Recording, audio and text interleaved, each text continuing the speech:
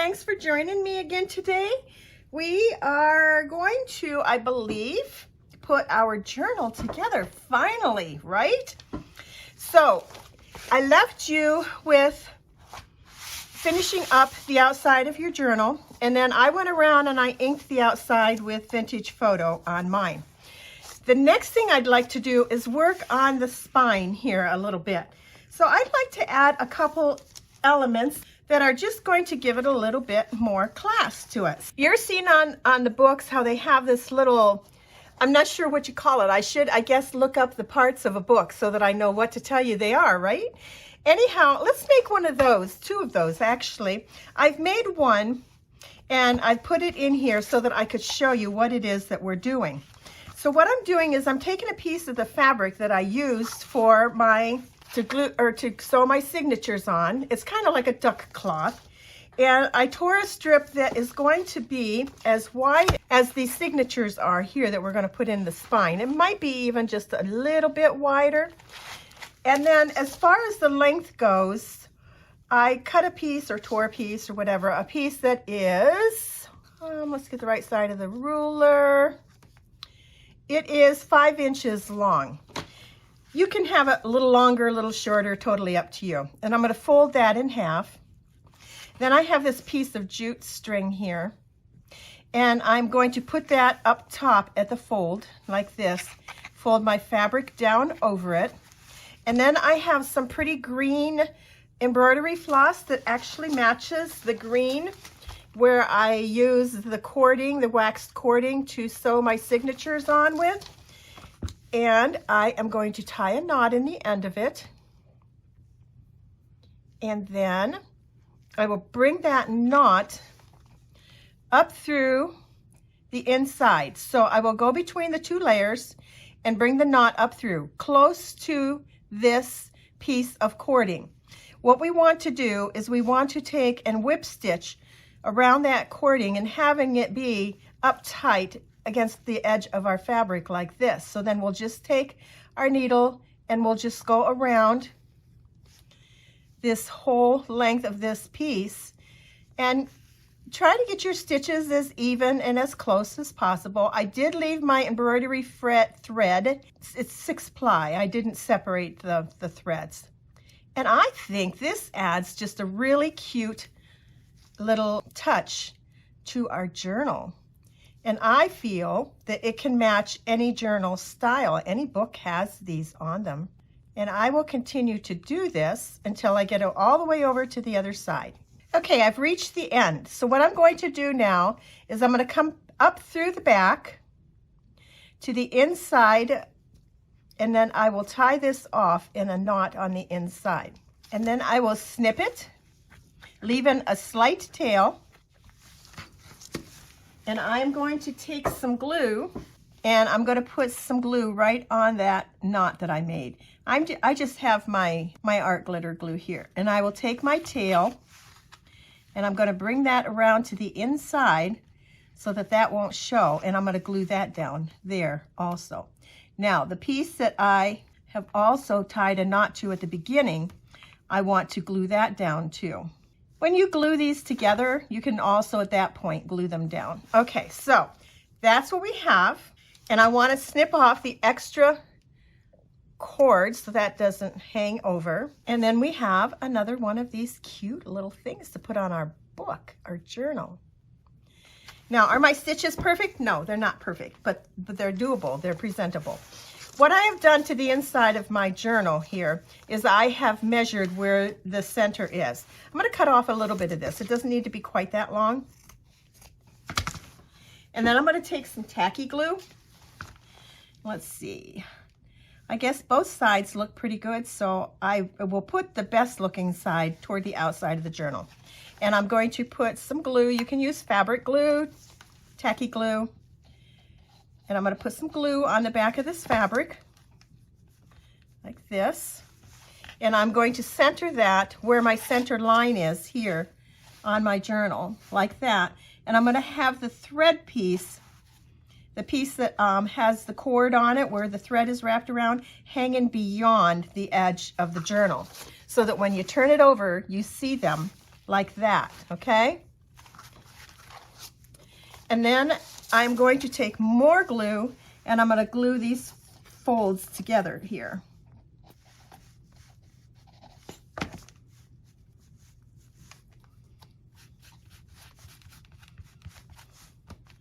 And then from there, I will take a clamp and I'm going to clamp this so that it dries permanent on here and doesn't move while it's drying.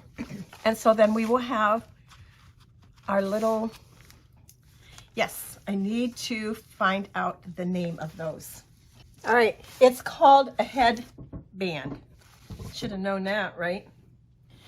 Okay, so now that these are dry, what I want to do next to dress up our spine a little bit is to add some cheesecloth. So I've cut a piece that is, it's 2 inches. Should measure what my spine is going to actually be, which is about 1.5 inches. So 1.5 inches would be wide enough.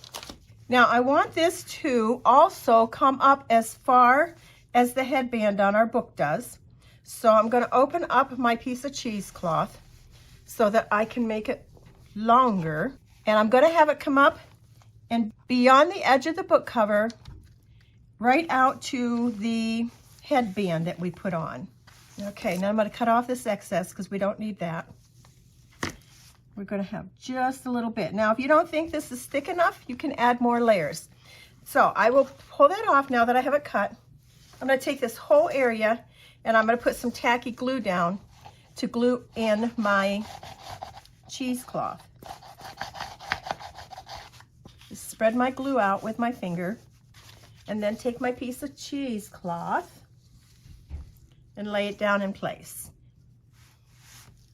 I did double mine up a little bit. I decided that I wanted it to be a bit thicker, so I'll have to put a little bit more glue there. I just grabbed this that I have laying here. This is my art glitter glue. Just put that down like that. I'm gonna turn this around so I can see what I'm doing here. And I'm gonna double this up a little bit too. And pat that all down. There we go. So now we can look at our spine. And if that's not sticking out far enough for you, then pull it out further. I want it to be a little bit beyond my headband so I see it like this, okay? Same down here. There we go. I like that. Can you see? All right, so we'll let this all dry. Now we're going to put our signatures in, making sure that they're the right side up. There we go. That's my top here. And making sure you have this the direction that you want it to go. My writing is turned every which way, so it doesn't really matter. Now on the inside, if you want, at this point, you have some traces here. We're going to put our signature in like this. You can have your fabric over top of just what you did on the inside. You could put your signature in and then cover up the fabric with more paper. You could cover this with more paper first, then put your signature in and lay your fabric over top of that. I like this. And probably what I'll do on my inside front and back cover is add a pocket or something anyhow, and that will make that decorative. But I like that, and I want my fabric to show. I took all that time to fray it. I want to make sure that I get to see it now. So what we'll do is we're going to tear off, after you've decided, if you're going to put your paper on here now, do it now, okay? After you've done that, let's take off the first piece of tape that's right in the center that is covering up your stitches from where we did the 5-hole pamphlet stitch. Now that should just rip right down along there, like this.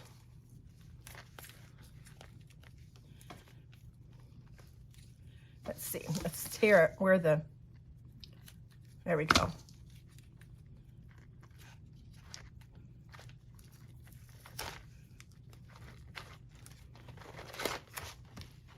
It doesn't want to give, so maybe we'll have to do a little cutting here. Move my cover, open up my signature, and get this to start tearing. I think if you just pull on it, you might loosen up your stitching. So I would rather see you tear it when you get to the, there we go. I've never had such a time getting this off. Of course, it's going to give me a hard time when I'm trying to tape it and show you guys what we're doing, right? Let's try the other end first. All right, so if we have to do it piece by piece, we'll do it piece by piece. But you want to get all that covering off. Okay, I have all the paper from the tape, all the covering off my stitches, making sure my journal is right side up, not upside down. Wherever your center is, remember we marked the center? We are going to put our journal down, and we're going to have it the same distance from the top as it is from the bottom. And put that right down and press it down. Now it also helps to go to the center of the signatures and press that down here. There's the center of this other one. In between the signature, not the center of the signatures, but in between the three signatures, and press that down. Give it a good press. Make sure that it is in contact with your cover. Okay, and then we will take the tape off the left side or the right side. Doesn't matter which you do first.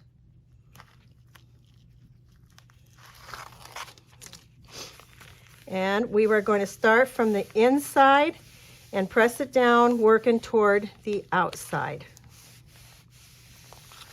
And give that a good press.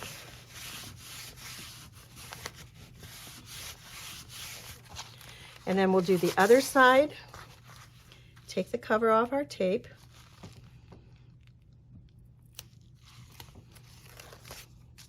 Starting from the inside, working to the outside. Press that down.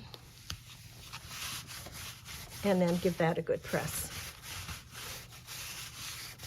This tape is so strong, I've no doubt that that will not come out of your book. There we go, guys. Our book, our journal, is put together. So we have our cheesecloth and our headband, and the same on the bottom. And then we open it up and all our signatures are attached. I hope you liked the binding of this way of binding. To me, it's a pretty secure way, and I find that it's fairly easy to do. So that is your journal.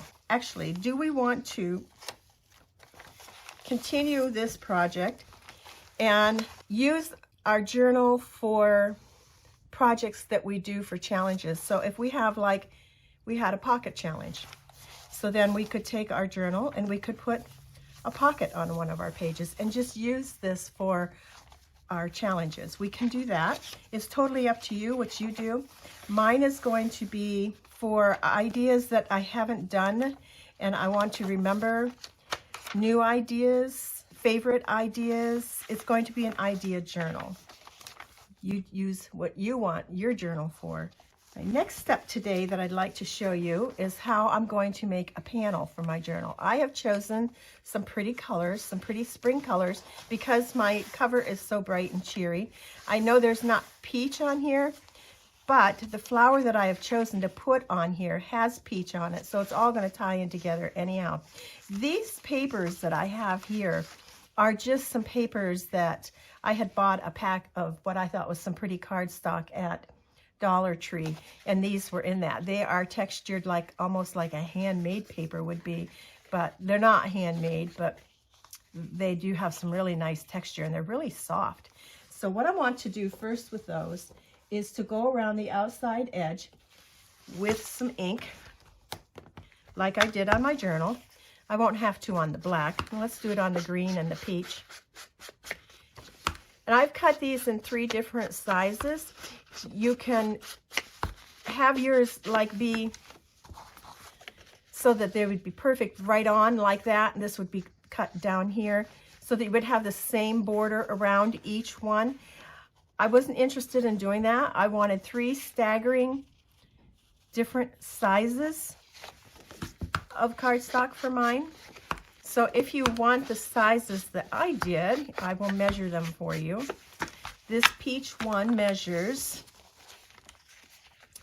it measures 4 inches by 7.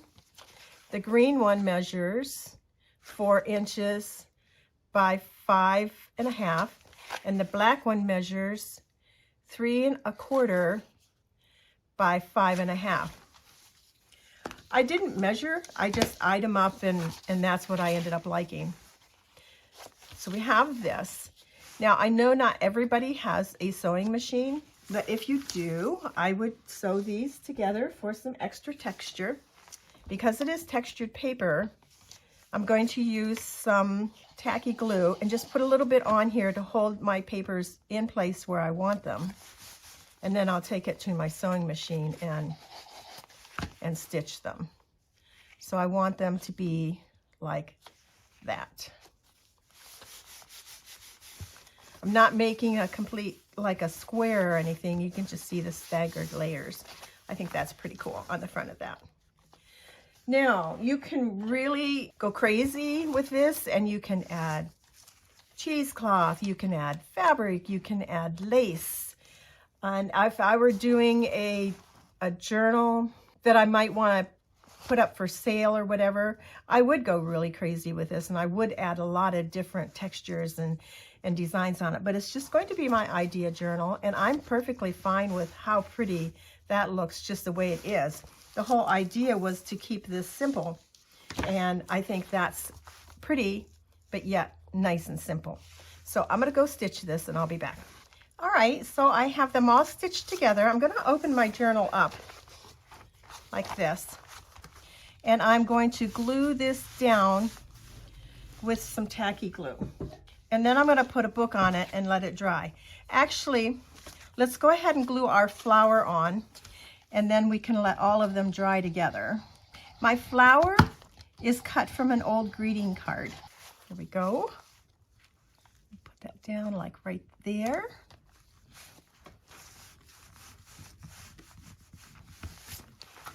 And then we'll get some glue on the back. We'll center that like right where we want it. And we'll go here. All right, I'll put a book on this and let it dry, and then we'll be back and figure out a closure for it. All right, my cover is dry, and for a closure, I am going to add some ribbon to this.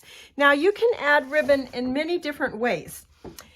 You could have put it underneath your panel for your cover and had it that way, and then just brought it around and tied it, and it would have been attached by being underneath that panel.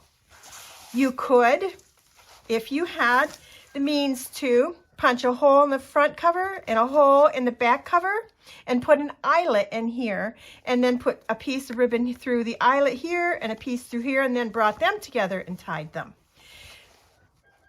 You could also, if you have a sewing machine, you could just attach your ribbon with the sewing machine by folding it over just a little bit and then coming down through here and just sewing it on the front and then on the back. You could also take a stapler, which is what I'm going to do today, because it's keeping it simple, guys. It's keeping it with tools that you might have. And I'm going to take my ribbon. Again, I'm going to fold it over probably a couple of times to make it nice and sturdy, because this is some sheer ribbon. And I'm going to put my ribbon where I want it, which is approximately the middle here. Try to keep it so it doesn't come unfolded. Take my stapler and staple my ribbon on. Now, I'm not going to just do it once. I'll do it, I'm going to go ahead and do it 3 times. And that should hold my ribbon pretty securely. So I'll cut enough to make a bow, and then I'll take the back side and lining it up with the front side. Again, I will fold my ribbon over, line it up with the front ribbon, and I will again staple that in 3 places. That seems a little high. Right there. And make sure my covers are lined up evenly so that it looks like it's about the same. And I will staple this 3 times again. Well, if my stapler decides to work with me, I will. One more time. Okay, I'm out of staples. So you get the idea anyhow. I'll refill my stapler and then cut my ribbon, and then I have a nice little closure that I can just tie in a bow.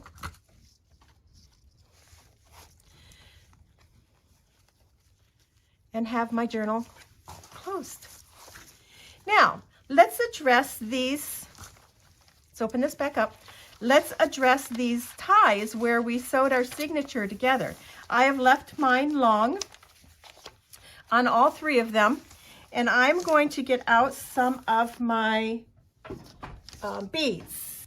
Now, if you don't have beads, you don't have to add anything to the ends of your strings. You can just snip them off shorter here and here and just let them be. Or I have seen on Mrs. Cog's channel, her YouTube channel, where she has taken circles of paper, and you'll see this on some of my videos because I've copied her, and she will just take little circles like maybe 1 inch and punch out 2 of them or cut them out and then glue them front to back on the ends of her ties. And that way there's no bulk added to your journal either. I like beads. I like to leave my lines or my ties, my strings here.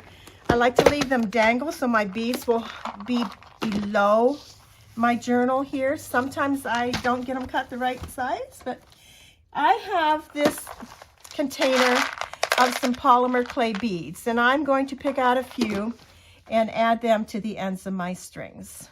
And all I'm going to do is just tie a knot. So there's one. Let's see what else we might have. You can add buttons. How about we add a peach colored button? I will take it through my 1 hole because this has 2 holes in it. And I will determine how long I want this to dangle, which I like to have them staggered is what I want to say. I'd like to have them staggered.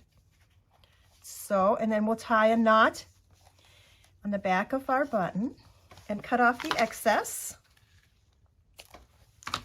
We have the first signature done. Now for our second signature. And here's the case where I didn't cut my strings long enough. So I'm going to, I don't want to add a bead that will add too much bulk, so I'm going to add a couple little buttons to it. Again, I'll come up through the back so that I end up on the back side, and I'll come down through the front. This is just a little tiny little button, and then I'll tie a knot on that also. This string was really cut short. This would have been a good place for one of Mrs. Cog's paper circles. And this one's a little bit longer, but still not quite long enough. How about we add a blue button? Up through the back, down through the front, and tie a knot. There's our buttons. And then on our third signature, I've left my strings longer, so let's add some beads.